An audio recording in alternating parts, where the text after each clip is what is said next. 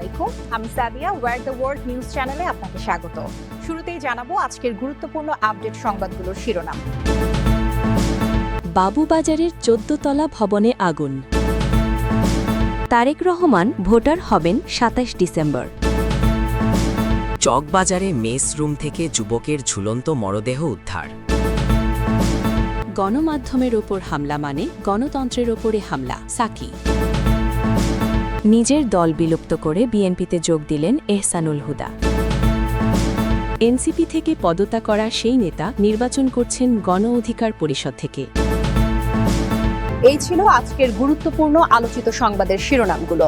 এখন বিস্তারিত সংবাদে আসছি, তবে তার আগে অনুরোধ রইল ভিডিওতে একটি লাইক দিয়ে চ্যানেলটি সাবস্ক্রাইব করুন এবং কমেন্টে জানিয়ে দিন আপনি কোন জায়গা বা কোন দেশ থেকে আমাদের এই সংবাদটি দেখছেন। বাবুবাজারের ১৪ তলা ভবনে আগুন। রাজধানীর পুরান ঢাকার আরমানিটোলা এলাকায় একটি বহুতল ভবনে অগ্নিকাণ্ডের ঘটনা ঘটেছে। মঙ্গলবার ২৩ ডিসেম্বর ভোরে বাবুবাজারের হাজি টাওয়ার নামের ১৪ তলা ভবনের ৬ তলায় আগুন লাগে। ফায়ার সার্ভিস সূত্র জানায়, ভোর ৬টা ৪০ মিনিটে আগুনের সংবাদ পেয়ে মাত্র ৫ মিনিটের মধ্যেই ঘটনাস্থলে পৌঁছায় তাদের ইউনিটগুলো। আগুন নিয়ন্ত্রণে কাজ করে মোট ৯টি ইউনিট। এর মধ্যে সদরঘাট ফায়ার স্টেশনের ২টি, সিদ্দিক বাজারের ৫টি এবং সূত্রাপুর ফায়ার স্টেশনের ২টি ইউনিট আগুন নেভাতে অংশ নিচ্ছে। পরে ৭টা ২০ মিনিটের দিকে আগুন নিয়ন্ত্রণে আসে। তাৎক্ষণিকভাবে আগুন লাগার কারণ ও ক্ষতির পরিমাণ জানা যায়নি। এ ঘটনায় ফায়ার সার্ভিসের তরফ থেকে এখনও হতাহতের কোনো তথ্য পাওয়া যায়নি। এই ঘটনায় সদরঘাট ফায়ার স্টেশনের ২টি, সিদ্দিক বাজার ফায়ার স্টেশনের ৫টি ও সূত্রাপুর ফায়ার স্টেশনের ২টি সহ মোট ৯টি ইউনিট কাজ করছে জানিয়ে বিজ্ঞপ্তিতে আরও বলা হয়, সকাল ৭টা ২০ মিনিটে আগুন নিয়ন্ত্রণে এসেছে। তারেক রহমান ভোটার হবেন ২৭ ডিসেম্বর। বিএনপির ভারপ্রাপ্ত চেয়ারম্যান তারেক রহমান দেশে ফিরে আগামী ২৭ ডিসেম্বর ভোটার হবেন বলে জানিয়েছেন দলটির স্থায়ী কমিটির সদস্য সালাউদ্দিন আহমেদ। সোমবার ২২ ডিসেম্বর রাজধানীর আগারগাঁওয়ে নির্বাচন ভবনে সিইসির কার্যালয়ে বিকাল ৩টের দিকে বৈঠকে বসে সালাউদ্দিন আহমেদের নেতৃত্বাধীন বিএনপির প্রতিনিধি দল। বৈঠক শেষে তিনি একথা জানান। বৈঠকে নির্বাচন কমিশনার রহমানেল মাসুদ ও নির্বাচন কমিশনারের সিনিয়র সচিব উপস্থিত ছিলেন। বিএনপির প্রতিনিধি দলের অন্য ২ সদস্য হলেন বিএনপি চেয়ারপারসনের উপদেষ্টা কাউন্সিলের সদস্য ইসমাইল জবিউল্লাহ ও নির্বাচন কমিশনারের সাবেক ভারপ্রাপ্ত সচিব ড মোহাম্মদ জাকারিয়া। তারেক রহমান আসন্ন জাতীয় সংসদ নির্বাচনে অংশগ্রহণ করবেন, তবে তিনি এখনও ভোটার তালিকায় নিজের নাম অন্তর্ভুক্ত করেননি। তফসিল ঘোষণার পর ভোটার তালিকায় নাম অন্তর্ভুক্ত করতে হলে নির্বাচন কমিশনের অনুমোদন নিতে হবে। আগামী বৃহস্পতিবার ২৫ ডিসেম্বর দেশে ফিরছেন তারেক রহমান। জানা গেছে, বিমান বাংলাদেশ এয়ারলাইন্সের BG-2020 ফ্লাইটে টিকিট বুকিং করেছেন তারেক রহমান। ফ্লাইটটি ২৪ ডিসেম্বর সন্ধ্যা ৬:০০টায় লন্ডনের হিথ্রো বিমানবন্দর থেকে ঢাকার উদ্দেশ্যে রওনা হওয়ার কথা রয়েছে। সব ঠিক থাকে বোয়িং 787-9 মডেলের উড়োজাহাজটি ২৫ ডিসেম্বর বেলা ১২টার দিকে ঢাকার হজরত শাহজালাল আন্তর্জাতিক বিমানবন্দরে পৌঁছাবে। তারেক রহমানের দেশে ফেরা উপলক্ষে সংবর্ধনা অনুষ্ঠান আয়োজনে ঢাকা বিভাগীয় কমিশনের অনুমতি পেয়েছে দলটি। দলনেতাকে সর্বোচ্চ নিরাপত্তা দিতে চলছে প্রস্তুতি। তারেক রহমানের জন্য ঠিক করা হয়েছে বাড়িও। চকবাজারে মেসরুম থেকে যুবকের ঝুলন্ত মরদেহ উদ্ধার। রাজধানীর চকবাজারের আজগর আলী লেনের একটি মেসরুম থেকে হৃদয় ২৩ নামের এক যুবকের ঝুলন্ত মরদেহ উদ্ধার করেছে পুলিশ। সোমবার ২২ ডিসেম্বর বেলা ২:৩০টার দিকে অচেতন অবস্থায় তাকে ঢাকা মেডিকেল কলেজ ঢামেক হাসপাতালে নেওয়া হলে জরুরি বিভাগের কর্তব্যরত চিকিৎসক মৃত ঘোষণা করেন। নিহত হৃদয় চাঁদপুর সদর উপজেলার তোরপুরচর গ্রামের মুজিব ব্যাপারীর ছেলে। তিনি বর্তমানে চকবাজারের আজগর আলী লেনের একটি বাসার ৪র্থ তলায় একটি মেসে ভাড়া থাকতেন। স্বজনদের ভাষ্য অনুযায়ী হৃদয় চকবাজার এলাকার একটি কসমেটিক্সের দোকানে কর্মচারী হিসেবে কাজ করতেন। নিহতের চাচা মো অন্তর জানান, তিনিও হৃদয় একই কসমেটিক্সের দোকানে চাকরি করতেন। সোমবার সকালে দোকানে এসে হৃদয় জানান তার শরীর ভালো লাগছে না। সে ২-৩ ঘন্টা বিশ্রাম নিয়ে আবার দোকানে আসবে বলে জানায়। এরপর হৃদয় মেসরুমে গিয়ে দরজা বন্ধ করে ঘুমিয়ে পড়েন। দুপুরে খাবার খাওয়ার সময় তারা মেসরুমে গিয়ে হৃদয়ের কোনো সাড়া শব্দ না পেয়ে দরজার ফাঁক দিয়ে তাকিয়ে দেখেন হৃদয় গলায় গামছা পেঁচিয়ে ফ্যানের সঙ্গে ঝুলে আছেন। পরে বিষয়টি বিষয়টি স্থানীয় থানা পুলিশকে জানানো হলে পুলিশ ঘটনাস্থলে এসে দরজা ভেঙে হৃদয়ের অচেতন দেহ উদ্ধার করে এবং দ্রুত হাসপাতালে নেওয়ার নির্দেশ দেয়। এরপর স্বজনরা তাকে ঢাকা মেডিকেল কলেজ হাসপাতালে নিয়ে গেলে চিকিৎসক জানান হৃদয় আর বেঁচে নেই। নিহতের চাচা আরও জানান কী কারণে হৃদয় এমন ঘটনা ঘটিয়েছে সে বিষয়ে পরিবার কিছুই জানে না। 2 ভাই ও 2 বোনের মধ্যে হৃদয় ছিলেন দ্বিতীয়। পরিবারের অন্য সদস্যরা গ্রামের বাড়িতেই থাকেন। ঢাকা মেডিকেল কলেজ হাসপাতাল পুলিশ ক্যাম্পের ইনচার্জ পরিদর্শক মোহাম্মদ ফারুক চিকিৎসকের বরাদ্দ দিয়ে যুবকের মৃত্যুর বিষয়টি নিশ্চিত করেন। তিনি জানান মরদেহ হাসপাতালের মর্গে রাখা হয়েছে এবং বিষয়টি সংশ্লিষ্ট থানা পুলিশকে অবহিত করা হয়েছে। নিজের দল বিলুপ্ত করে বিএনপিতে যোগ দিলেন এহসানুল হুদা। এবার নিজের দল বিলুপ্ত করে নেতাকর্মীদের নিয়ে বিএনপিতে যোগ দিয়েছেন বাংলাদেশ জাতীয় দলের চেয়ারম্যান সৈয়দ এহসানুল হুদা। মঙ্গলবার বিকালে গুলশানে বিএনপি চেয়ারপারসনের কার্যালয়ে এই যোগদান অনুষ্ঠান হয়। বিএনপি মহাসচিব মির্জা ফখরুল ইসলাম আলমগীরের হাতে ফুল দিয়ে তিনি দলটিতে যোগ দেন। আসন্ন ত্রয়োদশ সংসদ নির্বাচনে কিশোরগঞ্জ 5 আসনে ধানের শীষ প্রতীক নিয়ে নির্বাচনে অংশ নেবেন সৈয়দ এহসানুল হুদা।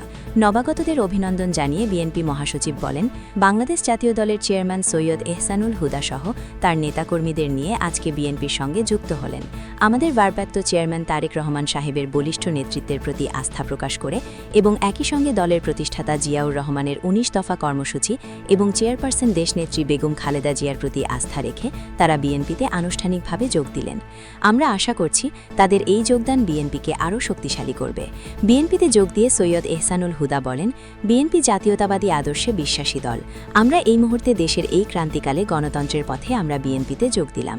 আজকে নির্বাচন বানচালের বিভিন্ন ষড়যন্ত্র হচ্ছে। সেই মুহূর্তে শহীদ রাষ্ট্রপতি জিয়াউর রহমান, দেশনেত্রী বেগম খালেদা জিয়া ও ভারপ্রাপ্ত চেয়ারম্যান তারেক রহমানের হাতকে শক্তিশালী করার লক্ষ্যে আমি আজকে আমার দল বিলুপ্ত করে বিএনপিতে যোগদান করেছি।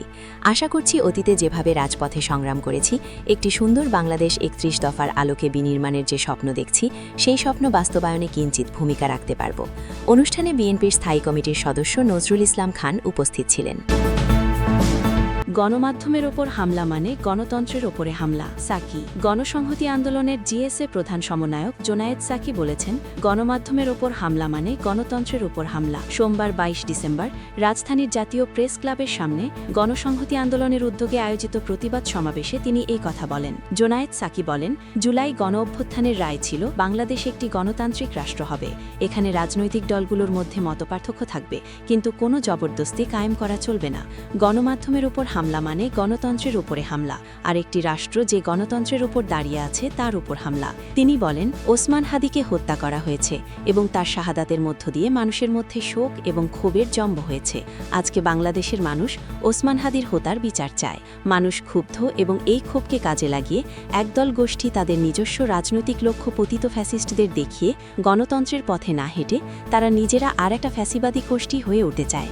তারা নিজেরা আরেকটি মতাদর্শ জবরদস্তি কায়দায় চাপিয়ে দেওয়ার রাজনৈতিক শক্তি হয়ে উঠতে চায়।